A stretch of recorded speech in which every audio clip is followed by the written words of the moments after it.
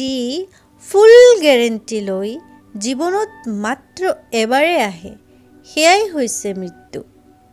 কিন্তু যি প্ৰতিদিনেই পোৱা যায় অথচ কোনো গেৰেণ্টি নাথাকে, সেয়াই হৈছে জীৱন। যিয়ে ধনী দুখীয়া উচ্চ নীচ ভাল বেয়া সকলোৰে বিচাৰ একেধৰণে কৰে, একে ঠাইত আশ্ৰয় দিয়ে, সেয়াই হৈছে মৃত্যু। আৰু যিয়ে হাই ক্লাছ মিডিল ক্লাছ আৰু ল' ক্লাছ কৰি মানুহক মানুহৰ সমাজত ভাগ কৰি পেলায়, সেয়াই হৈছে জীৱন। যিয়ে দম্ভ অহংকাৰ সৌন্দৰ্য সকলো পুৰি ছাৰখাৰ কৰি মাটিৰ দেহা মাটিৰ লগত মিহলাই দিয়ে, যি সদায় নিৰ্ভীক নিৰপেক্ষ স্বচ্ছ আৰু পবিত্ৰ, যি সদায় অপৰাজিত কিন্তু তাৰ ওচৰত সকলো পৰাজিত, সেয়াই হৈছে মৃত্যু। আনহাতে জন্মতেই যাৰ ভেদভাৱ, ল'ৰা হ'লে বংশৰ প্ৰদীপ, ছোৱালী হ'লে পৰৰ অধীন, সাম্প্ৰদায়িকতা তাৰ বংশ পৰিচয়, ধনীৰ দলালৰ সৌভাগ্য, দুখীয়াৰ ঘৰত জন্ম হ'লে দুৰ্ভগীয়া, সকলোতে সানমিহলি অনুশীলনীৰ জংক পংক অংক, কৰ্মৰে কৰা হয় জীৱনৰ মূল্যাংকন, এয়াই জীৱন যেন কচুপাতৰ পানী। প্ৰেম ঈশ্বৰৰ এক দান, এক স্বৰ্গীয় অনুভূতি, এক বিশ্বাস, এক আত্মসন্মান, ত্যাগৰ প্ৰতীক। এই কথাবোৰ শুনিবলৈ শুৱনি, কিন্তু বৰ্তমানৰ প্ৰেম কেৱল পকেটৰ গৰম মানি, মডাৰ্ণ ড্ৰেছৰ বাহাদুৰি, ইংলিছ ভাষাৰ ফুটানি, চেলফিৰ চমৎকাৰ, সকলোকে লাগে স্মাৰ্ট হেভি হাই প্ৰফাইল কেৰেক্টাৰ।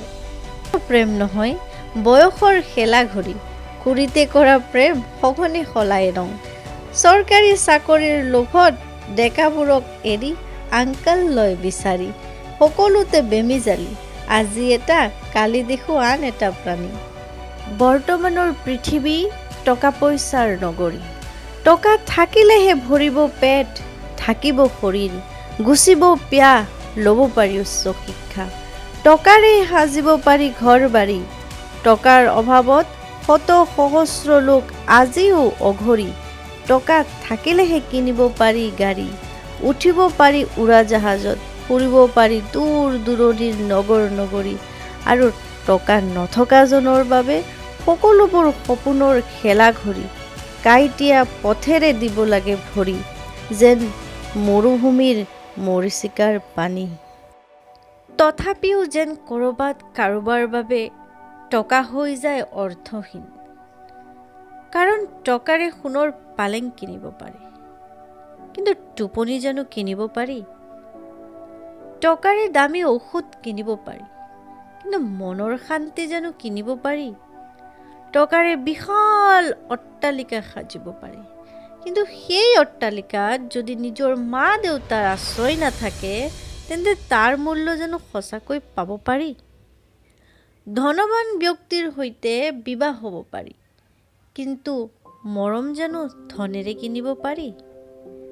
টকাৰে উচ্চ শিক্ষা ল'ব পাৰি, কিন্তু মানৱতাৰ শিক্ষা জানো কিনিব পাৰি?